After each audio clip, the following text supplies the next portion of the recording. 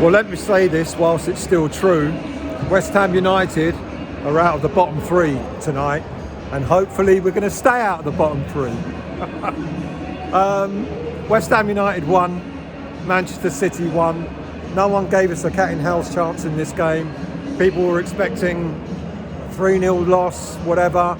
It took them half an hour to actually score their goal. We were really resilient, but we got right back in it with an excellent goal. Probably our only attack of the game. But right now I really don't care that we only had one attack, because that one attack paid off.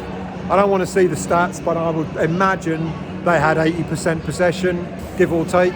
But as I always say, it's not how much possession you have, it's what you do with the possession that counts. And we knew it was going to be backs against the wall tonight. We knew it was going to be a hard match. When you look at the way Manchester City move the ball around, you've got to admire them. You've got to admire the way they move the ball around. They always seem to find the spare man, the extra man, no matter where they are on the pitch. And hats off to them. They're an excellent team, but they had their chances. They didn't take them. And I'm not even going to say we were lucky. Shall I tell you why? Because we were resilient tonight. Our defending was absolutely top notch. Our defending was spot on. I lost count how many corners they had. Probably 15, 16, something like that. But we kept them at bay. I moaned a little bit for their goal. You know, chipped over the keeper. I'm not gonna, the keeper did well tonight. The whole team did well. You know, I'm really happy. But when the final whistle went, we cheered as if we'd won. But it shows how much that point means to us. If this was 3 or 4 months ago, you wouldn't have given us a cat in hell's chance against Man City. You would have said that we stood no chance. In fact, many fans, pundits, you name it, when they talked about West Ham United at the beginning of the calendar year, they said we were done, dead and buried, out completely. Now we're level on points against with Spurs, and we're above Nottingham Forest. They now fall into the bottom three. There's going to be big games on tomorrow. Liverpool playing Spurs, Nottingham Forest hosting Fulham. We're going to be glued to those screens, aren't we, to see what sort of outcome those two games are. So let's enjoy it for now, because it may all be different again tomorrow. But at this moment in time, we're out of the bottom three. You've got to hand it to this team. You know, the resilience, the camaraderie, the togetherness, the spirit, it's all there.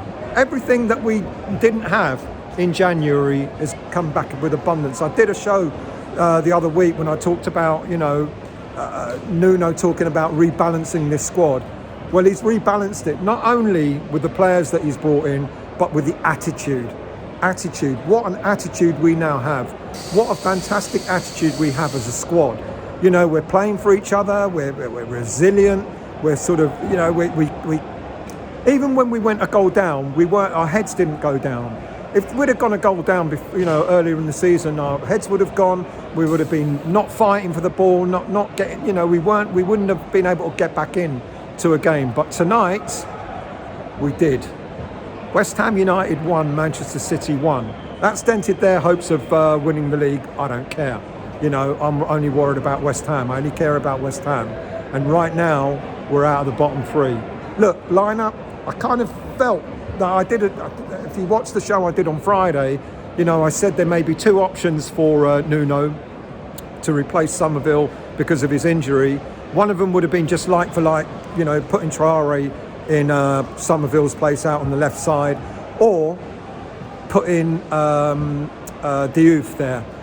In either with someone like Myers as a defender, with Malik Diouf further forward, or playing as a back five. And that's exactly what he did. He went with a back five.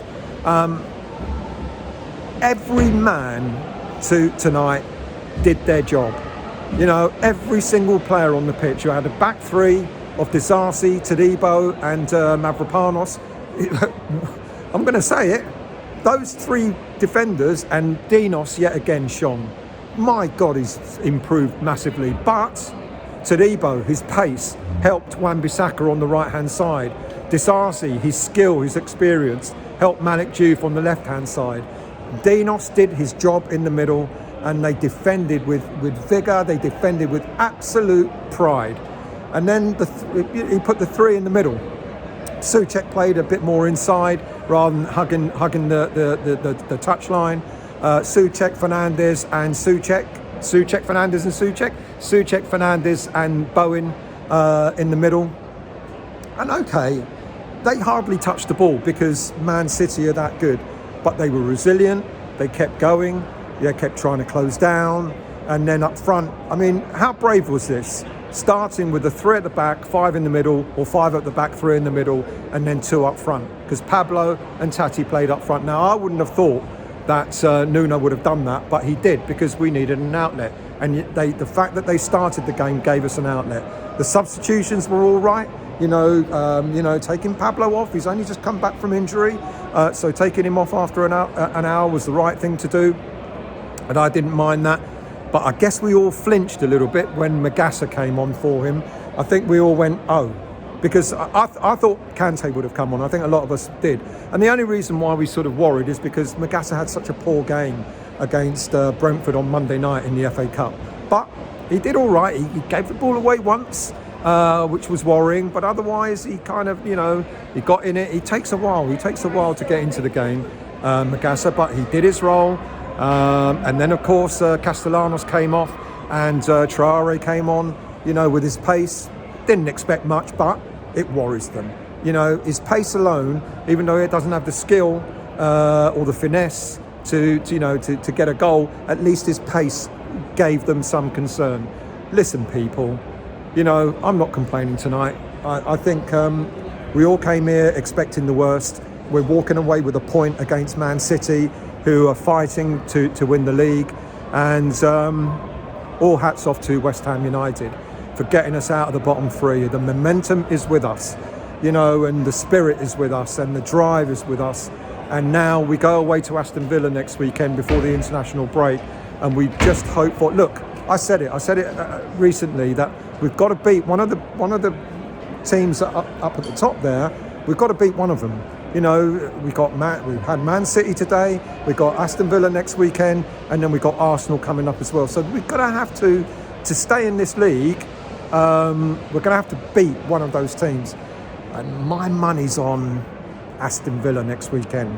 I don't want to be cocky, I'm not cocky, because, one defeat and all of a sudden we're back right in it again. So, we take one game at a time, like Nuno's always said.